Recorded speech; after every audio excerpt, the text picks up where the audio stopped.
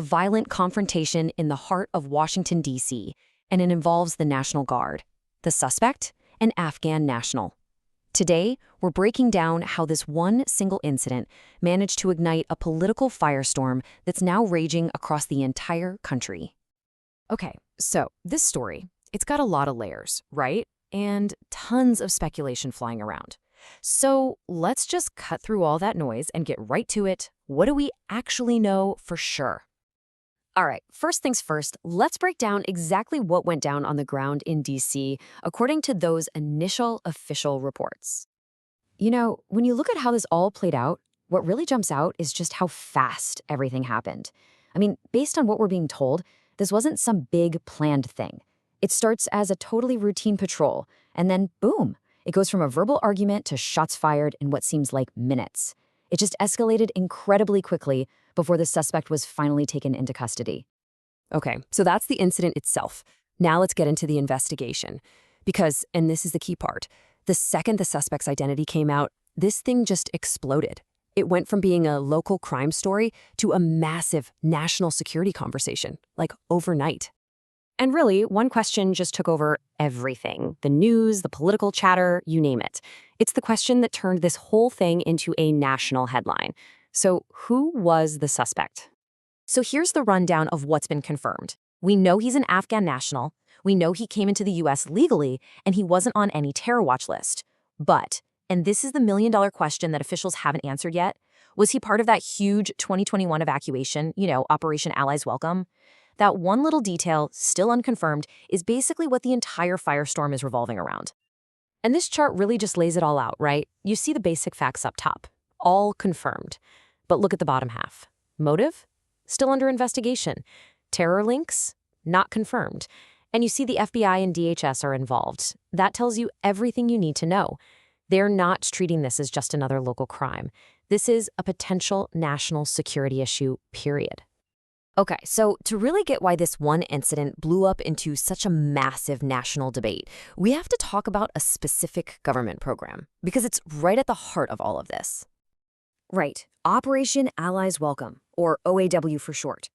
This was that huge, massive effort to get our Afghan allies, interpreters, their families, out of the country and resettled here after Kabul fell. We're talking over 80,000 people. And because the suspect in this DC incident is Afghan, this program was instantly thrown under a microscope. People immediately started connecting him to OAW way before officials had a chance to confirm if there was any link at all. So was it any surprise? Of course not. This single event became an instant flashpoint. It was like pouring gasoline on the fire of an already super intense national debate about immigration and security. And almost immediately, you saw two camps form, two totally opposing arguments. In one corner, you have people saying, hey, that withdrawal from Kabul was pure chaos. Was the vetting process rushed? Did we create a security risk? And in the other corner, you have people asking, wait a minute, is it really fair to scapegoat an entire community of 80,000 people who are our allies, because of what one person allegedly did? And that quote right there, it really gets to the heart of the fear for a lot of people, especially supporters of the program. They're worried that the actions of this one individual could lead to this wave of suspicion, this unfair discrimination against thousands of Afghans who literally put their lives on the line for the U.S. And that brings up a really fascinating point about public perception, doesn't it? How can just one event totally shift the national mood? It can make even people who are all in on a policy suddenly pause and start asking tougher questions about things like background checks and vetting. It just goes to show you how fragile public opinion can be.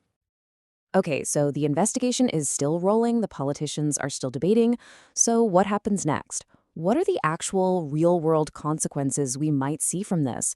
Where is this all headed?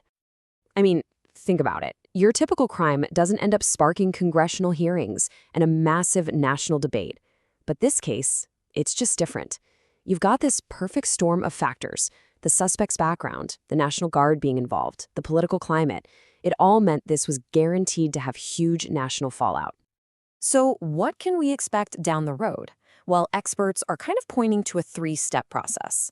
First, in the immediate future, get ready for a ton of political posturing and new policy proposals being thrown around. Then, step 2, we'll likely see official audits of the entire Operation Allies Welcome program to see how it was run. And finally, the big one, the long-term fallout could be brand new laws that completely change how we vet all refugees and parolees coming into the country. And in the end, this whole thing really pushes us beyond the daily headlines. It forces us to ask a much, much bigger question, one about our own national identity, really. Where do you draw the line between security and compassion, especially for people who are our allies? And man, there is just no easy answer to that.